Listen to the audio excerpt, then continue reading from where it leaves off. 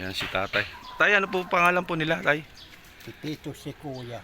Pipito si kuya. Ilan taon na po sila? 64. 64. Okay.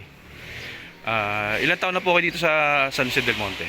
Dito ito. Opo, ito. Tignan niyo po yung bahay niya. Oh. Hindi na lang yan mga 30, hindi na lang mga 40 anyos yan.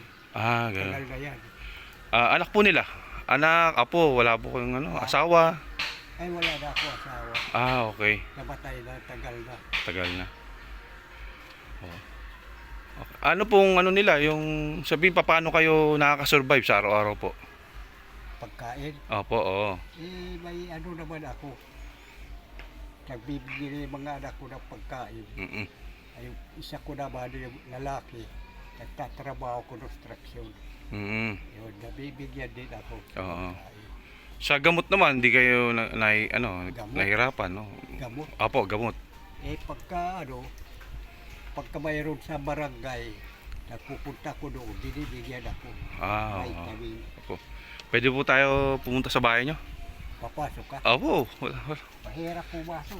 Okay. Tignan nyo po. Ayan ang... Ito po ba pinto niyan?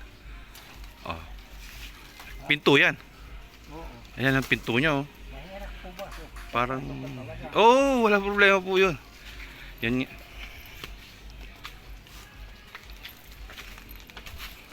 Yan. Parang underground. Siguro ko na yung ilaw. Tay. Wag na. Hindi pala ako kasya. Hindi ako kasya. Oo. Ayan, kita mo, nasa loob pa si tatay. Oh. Buti hindi binabaha to, no? Ha? Hindi binabaha. Kahit hindi naman. Grabe. Mahirap pumasok. Di ka Oo, sa bigat ko sa tabako. Yan. Tignan niyo yung bahay niyo.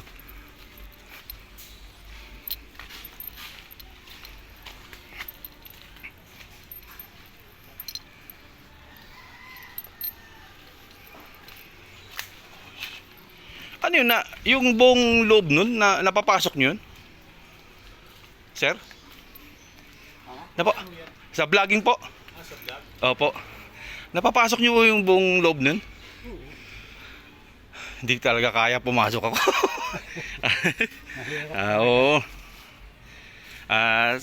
Sir, baka meron kayong kailangan, pwede nyo pong sabihin dito.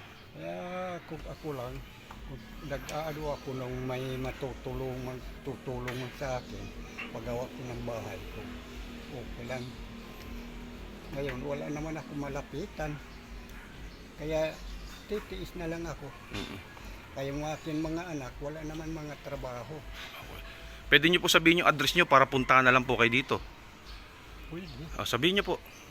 Ha? Sa gusto pong tumulong sa akin, ganun.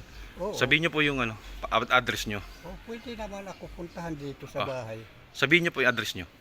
Sabihin. Apo, para Sige. puntahan kayo dito. Yung tutulong sa akin, pwede kayo dito pumunta sa bahay para makita nyo ang hihingi ko sa inyo ng tulong.